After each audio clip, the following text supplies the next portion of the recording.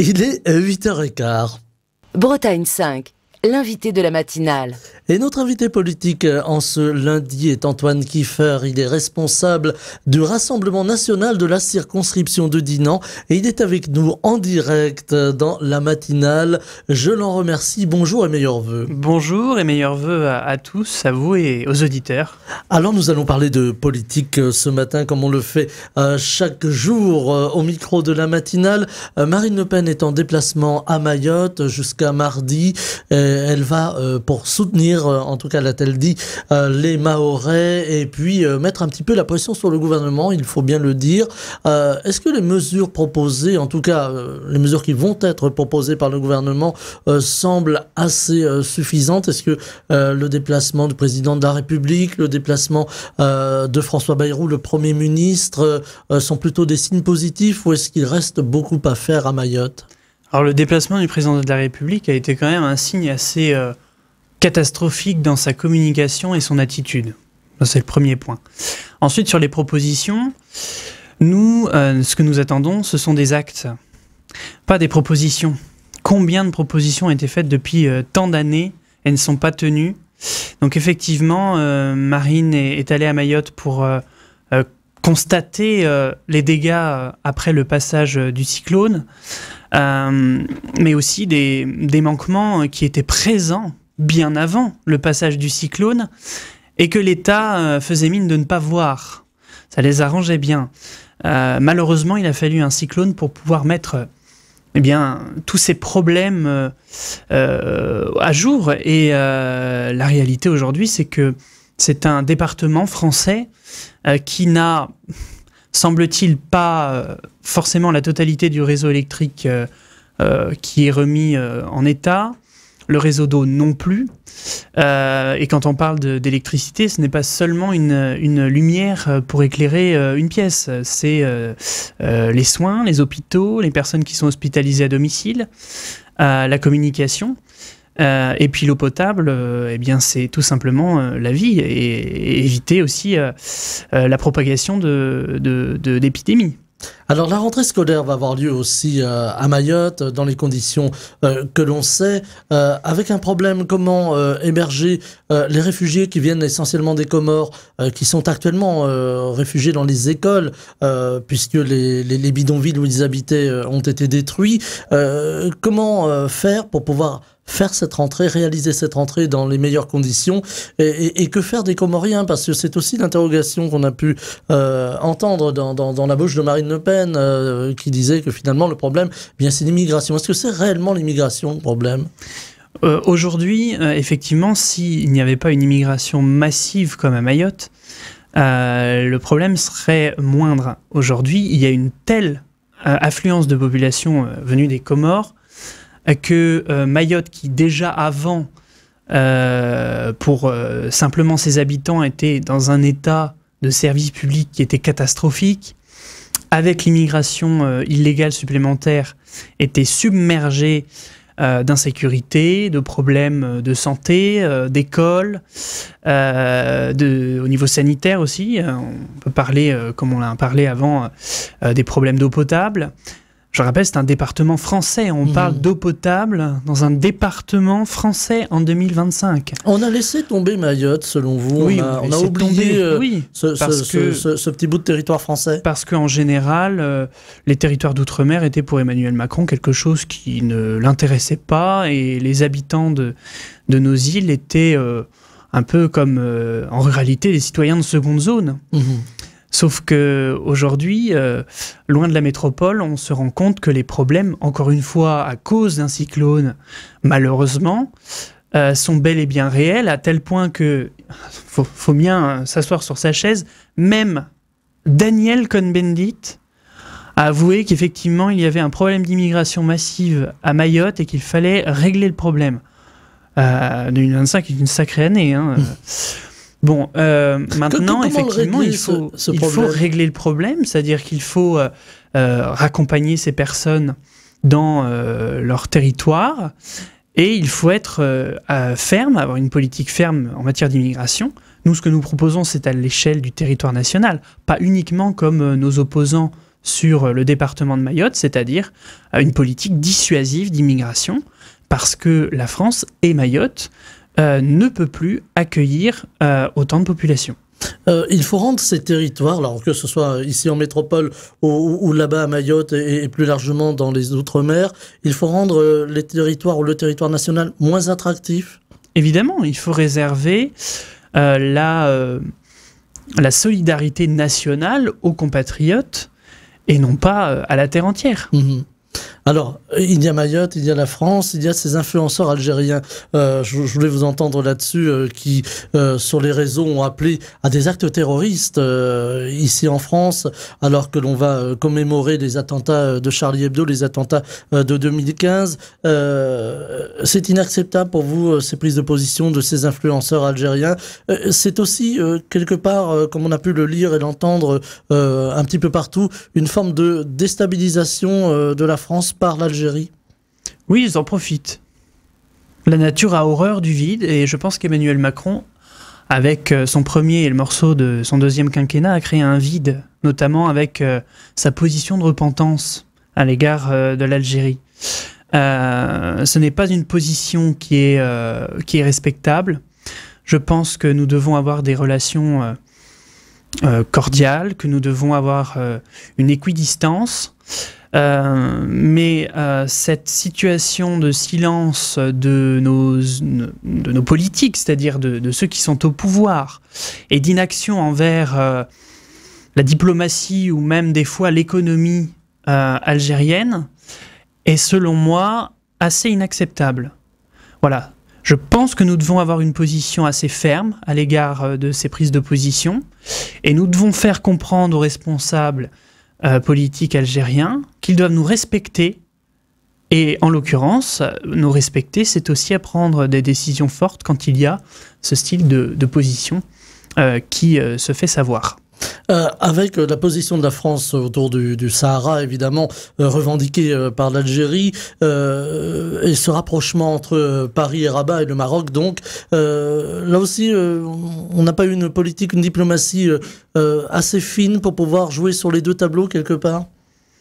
Non, c'est succédé en plus de ça, sur la fin du siècle dernier et le début de ce siècle-là, des prises de position qui sont assez différentes, qui s'entrechoquent. Et dans ce siècle-là, je pense nous devons avoir une position quand même très claire. On doit trancher sur certains sujets, on doit poser nos conditions aussi pour pouvoir se faire respecter, et puis continuer des échanges commerciaux, diplomatiques qui soient dans de bonnes conditions. Si on ne se fait pas respecter, quel que soit l'environnement, que ce soit le travail, que ce soit sa vie personnelle, ou que ce soit en tant qu'homme politique pour défendre son pays et ses citoyens, on n'avance à rien du tout. Et ça, je pense que le pouvoir en place ne le comprend pas. Il est dans sa petite tour d'ivoire et en réalité, ce qui concerne les Français et le pays les importe peu. On voit aussi ressurgir la colère agricole. Elle était juste endormie, elle n'était pas terminée. La coordination rurale a lancé de nombreuses actions en France avec pour leitmotiv des réponses. Est-ce qu'aujourd'hui, les gouvernements successifs, depuis des années, depuis des décennies, ont fait beaucoup de promesses, alors que ce soit aux agriculteurs ou plus largement aux Françaises, aux Français, et qu'aujourd'hui, bien finalement, là encore, les agriculteurs ou les Françaises, les Français en ont un petit peu marre, si vous me permettez le terme un peu trivial, des promesses et veulent de l'action. Ils veulent de l'action, alors je vais leur dire quelque chose, alors bonne nouvelle ou mauvaise nouvelle, mais ils ont la même ministre de l'Agriculture qu'avant le remaniement.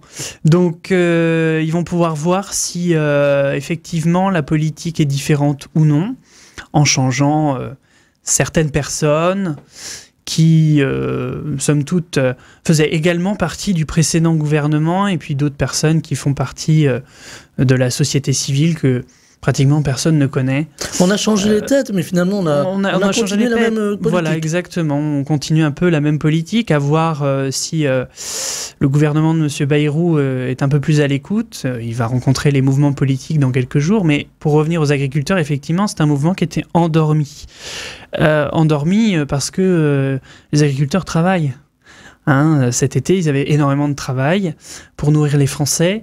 Et c'est aussi quelque chose de respectable, c'est-à-dire qu'ils ont à cœur ce qu'ils ont à faire, c'est-à-dire le travail d'agriculteur et de nourrir les Français. Ils ne contournent pas cela, ils le font avec beaucoup de passion et beaucoup de cœur. Mais c'est vrai que leurs difficultés sont gigantesques. C'est mon domaine de base, voilà, dans mes études, et je connais parfaitement ce milieu. On leur a fait des promesses, on leur a promis des choses et on a fait absolument l'inverse. On peut prendre l'exemple des Républicains qui étaient censés être les défenseurs des agriculteurs. On a la ministre en place qui est d'origine républicaine. Eh bien, ce sont ces mêmes personnes qui soutiennent au Parlement européen la candidature de Mme von der Leyen, qui appuie mordicus les traités de libre-échange qui font un mal considérable à nos agriculteurs. Donc qui a donné son aval d'ailleurs pour la signature de ces traités du Mercosur. Exactement. Donc cette ambivalence est assez incompréhensible et je pense que les gens en ont soupé. Avec cette crise de l'agriculture, on a le sentiment aussi que c'est un révélateur d'une crise plus profonde ici en France, avec aussi une crise sociale, elle est là, on le voit avec les fermetures d'usines, avec une industrie qui a du mal à muter, on pourrait dire, ou en tout cas à faire sa mutation, et puis ces fermetures de sites, on l'a vu ici en Bretagne, on pense aux fonderies de Bretagne et à plusieurs sites qui ont fermé ici. Est-ce que on a parlé de cet hiver social, on pourrait peut-être parler du printemps, puisque nous voilà qui allons vers le printemps. Est-ce que l'hiver social ou le printemps social risque d'être compliqué pour le gouvernement? Et puis, question subsidiaire, est-ce que finalement le gouvernement va perdurer, puisqu'on parle déjà de motion de censure? Pour le gouvernement, je ne vais pas faire de plan sur la comète parce que ça dépendra de très nombreuses décisions qui seront prises au cours de son exercice. C'est bancal, c'est certain. On peut imaginer que le RN vote une motion de censure comme la dernière fois? Ça dépend uniquement s'il dépasse les lignes rouges que nous avons fixées et qui sont celles du respect de nos électeurs qui nous ont donné mandat. Ça ne dépendra que de ça, pour la motion de censure. Ensuite, pour revenir aux fermetures, par exemple, d'usines, situation économique difficile, je tiens à repréciser qu'à mon échelle, voilà, je suis bénévole encore, je ne suis pas élu, mais j'analyse la situation économique, politique de notre département, de notre région. Et déjà l'année dernière, aux élections législatives, j'avais dit que les industries bretonnes, qui n'avaient jusqu'à présent connu très peu de difficultés en raison de la mondialisation sauvage et de l'ouverture de nos frontières économiques et du manque de protection économique que nos dirigeants n'ont pas fait depuis des années, eh bien, j'avais tout de même alerté sur la difficulté de nos industries et qu'au fil des mois et au fil des semaines, elles allaient rencontrer de très nombreuses difficultés. Alors effectivement, voilà, nous avons des fermetures de sites et je pense que si notamment un virage de stratégie industrielle et énergétique, parce que c'est un coût énergétique qui est un gros problème aujourd'hui en France, et une concurrence déloyale pour nos industries, qui est un gros problème, et évidemment aussi pour l'industrie agroalimentaire bretonne, la fameuse décroissance qui est soutenue par l'Union européenne et les Verts. C'est quelque chose qui impacte aujourd'hui concrètement notre économie bretonne, et sur lesquels il va falloir prendre des décisions. Alors, nous, ce que nous proposons, à chaque fois quand on en parle, ça semble ne pas être des solutions, mais c'est pourtant du bon sens et des choses assez simples, c'est-à-dire que la protection de notre économie, Tous les pays du monde le font, excepté certains pays de l'Union européenne, principalement la France. Il faut protéger notre économie, il faut soutenir notre industrie, parce que notre industrie, si elle est forte, c'est notre indépendance qui est en jeu aussi. Et un pays qui n'est pas indépendant n'est pas suffisamment puissant et ne peut pas se faire respecter dans le monde entier. Avec des bouleversements géopolitiques, économiques, stratégiques, on pense à la Chine, on pense aussi aux États-Unis qui, dans quelques jours, vont introniser Donald Trump comme nouveau président. Il va prêter serment. Est-ce que ça peut changer aussi la donne pour nos pays, alors justement en matière économique, mais aussi en matière géostratégique, diplomatique? Est-ce qu'on peut imaginer que demain ne sera pas aujourd'hui? Demain ne sera pas aujourd'hui, c'est certain.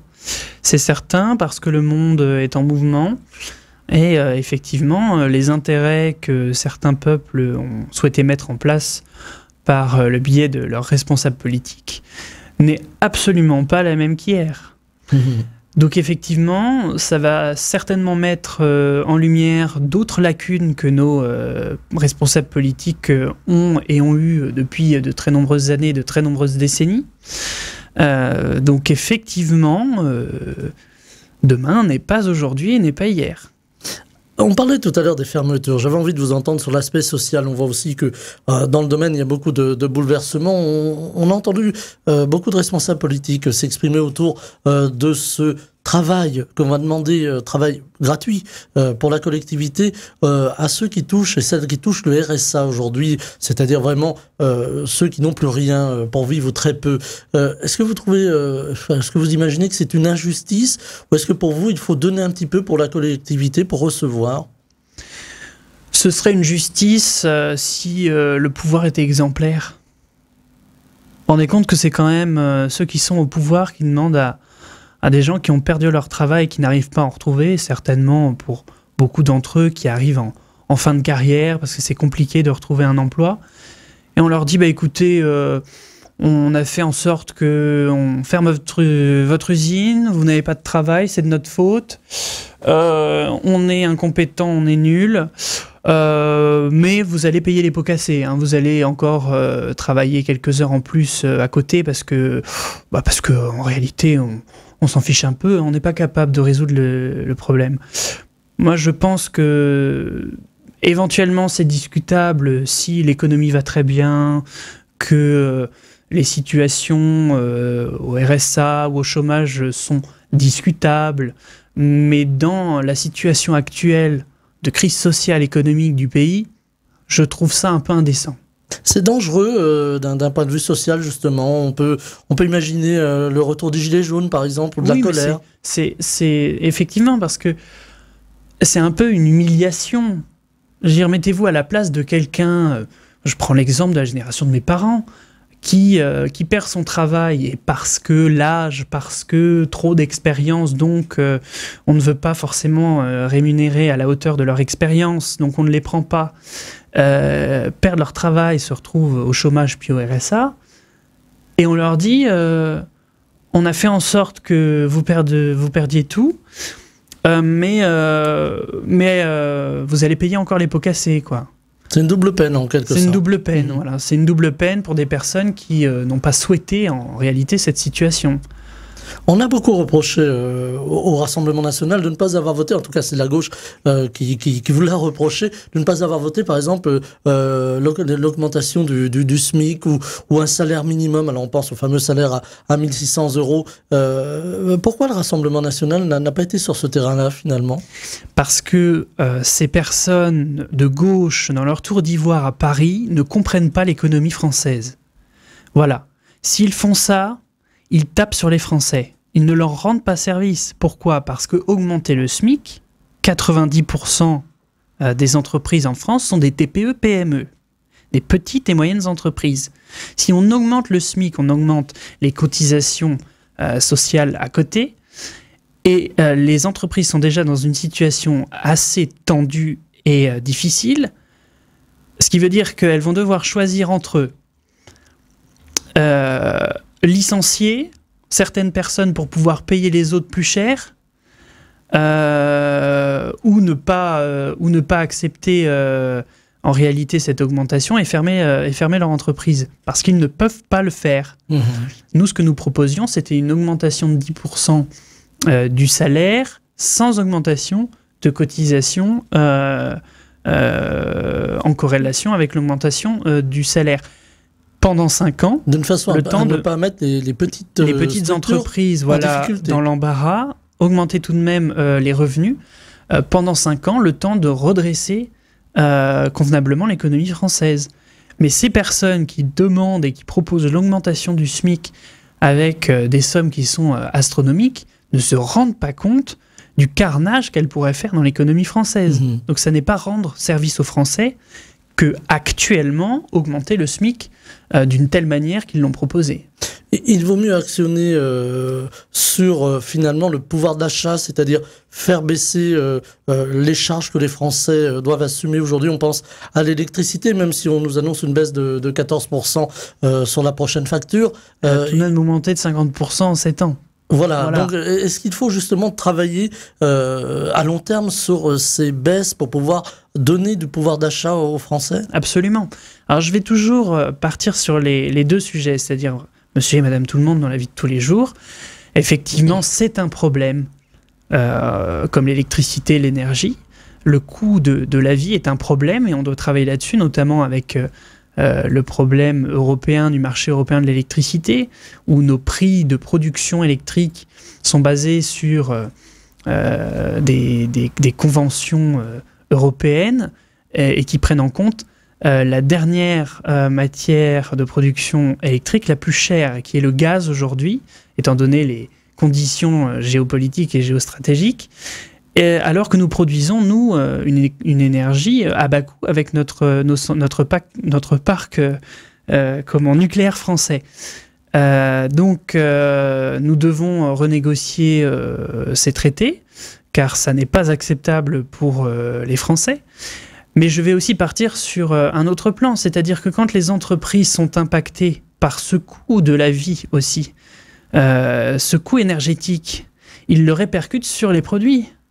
Et en finalité, qui achète ces produits? Sont les Français qui l'ont acheté encore plus cher parce que le coût de l'énergie est encore plus cher. Donc en réalité, ils ont ce qu'ils ont à payer dans leur foyer, mais aussi le coût de la vie et de la production française et des biens qu'ils achètent. Donc tout ça corrélé ensemble fait qu'effectivement le pouvoir d'achat est moindre. Donc il faut travailler là encore sur le pouvoir d'achat. Il y a des propositions en ce sens que le RN compte faire dans les temps qui viennent? Oui, je pense qu'on va remettre sur la table les propositions que nous avions faites sur notamment l'électricité, le gaz, la TVA que nous voulions diminuer, mais aussi une politique, une vision. C'est-à-dire que, comme j'ai dit précédemment, on ne peut pas accepter de payer plus cher une énergie que nous produisons beaucoup moins cher uniquement sur des raisons politiques. Ça n'est pas acceptable. Alors la politique, justement, on s'attend à quelques bouleversements. On évoquait tout à l'heure la possible motion de censure. On entend aussi des voix qui demandent la démission d'Emmanuel Macron, essentiellement à gauche. Là aussi, le RN s'est mis un petit peu en retrait en disant on va voir. Oui, on va voir. C'est-à-dire qu'il y a un nouveau gouvernement. On peut lui accorder le bénéfice du doute, mais on n'est pas là pour déstabiliser les institutions et la République. On est là pour apporter des solutions aux Français et leur rendre leur argent, leur rendre leur pays et faire en sorte qu'ils aient plus de pouvoir d'achat, de sécurité et de prospérité. On n'est pas là comme l'extrême gauche pour tout mettre à terre. Voilà, on n'est pas là pour secouer la maison et faire tomber le toit. On a entendu l'ancien président de la République, François Hollande, dire qu'il fallait, chez nos confrères de Ouest France, qu'il fallait que le président de la République aille finalement jusqu'à la fin de son mandat. Est-ce que c'est une forme de sagesse pour éviter de rajouter du chaos au chaos? Moi, je leur dis, la prochaine fois, si vous ne souhaitez pas ce chaos, que nous avions prévu d'ailleurs, puisqu'en 2022, nous avions dit que si Marine Le Pen n'était pas élue, ce serait le chaos. C'est le cas, économiquement, socialement, géopolitique, tout est catastrophique. Donc si vous ne voulez pas à nouveau de ce chaos, eh bien, il suffit de vous mobiliser aux prochaines élections, de faire élire des députés bretons du Rassemblement national au Palais Bourbon, de faire élire des conseillers départementaux, des maires, et puis à la mère des élections, eh bien, vous pourrez voter pour la candidature du Rassemblement national aux élections présidentielles de 2027. Voilà, candidature qui sera peut-être bouleversée avec le procès de Marine Le Pen, en tout cas le verdict du procès. Procès politique. De Marine Le Pen. Procès politique. Qui peut changer les choses finalement. On imagine Jordan Bardella prendre la place de Marine Le Pen si elle était empêchée. Je ne pense pas qu'une décision, la pire des décisions qu'on imagine, puisse être prise, puisque en réalité, ce tribunal était une véritable pitrerie, y compris dans les prises de position de certains, qui admettaient qu'ils n'avaient aucune preuve, mais que relaxer certaines personnes, ça leur faisait mal. Voilà, donc on va dire qu'au niveau impartialité de la justice, on peut revenir dessus. On a même entendu François Bayrou quelque part, je vais peut-être prendre des mots assez forts, mais prendre la défense de Marine Le Pen. Oui, parce que je pense que malgré tout, ce personnage politique que l'on connaît depuis des années est respectueux de la démocratie, est respectueux des élus, des institutions, et je pense que, comme Marine, lorsqu'il a des principes, il les applique aussi aux autres. Et donc, du coup, en ce sens, oui, il a effectivement soutenu notre mouvement, alors qu'il ne partage absolument aucune de nos idées, ou certaines, comme la proportionnelle. Mais effectivement, il a eu un moment d'honnêteté, et beaucoup l'ont fait, et également certains ministres d'Emmanuel Macron l'ont fait. Donc je pense qu'une décision dramatique ne sera pas rendue dans quelques mois. Un petit mot aussi sur le top 50 des personnalités préférées des Français. Chaque année, il y a ce palmarès qui paraît dans la presse et dont les radios et les télévisions se font écho. C'est toujours Jean-Jacques Goldman qui est le personnage préféré des Français, suivi par Omar Sy ou encore Teddy Riner, avec l'arrivée de Léon Marchand en 5e place. Et à la 10e place, Jordan Bardella, et à la 11e, Marine Le Pen. Ça, c'est nouveau. C'est nouveau. C'est nouveau, et je pense qu'au fil du temps, les personnes et les citoyens observent et voient qui sont réellement Jordan et Marine, au-delà de toutes les caricatures qu'on a pu faire de nous et des véhémences qui sont proférées à notre égard, surtout par l'extrême gauche. Donc oui, je pense que les Français observent de plus en plus notre solidité, notre constance, notre franchise. Je pense que ça plaît aux Français par rapport à ces nombreuses années et décennies d'errements politiques et de mensonges. Là, ça peut augurer de certaines choses pour les élections, par exemple. Oui, bien sûr, je pense. Antoine Kiefer, responsable du Rassemblement national de la circonscription de Dinan, était avec nous en ce lundi matin pour commenter l'actualité politique. Je vous remercie d'avoir accepté notre invitation et je vous souhaite à vous. Une très belle journée. Bretagne 5, Stéphane Hamon, le 7-9.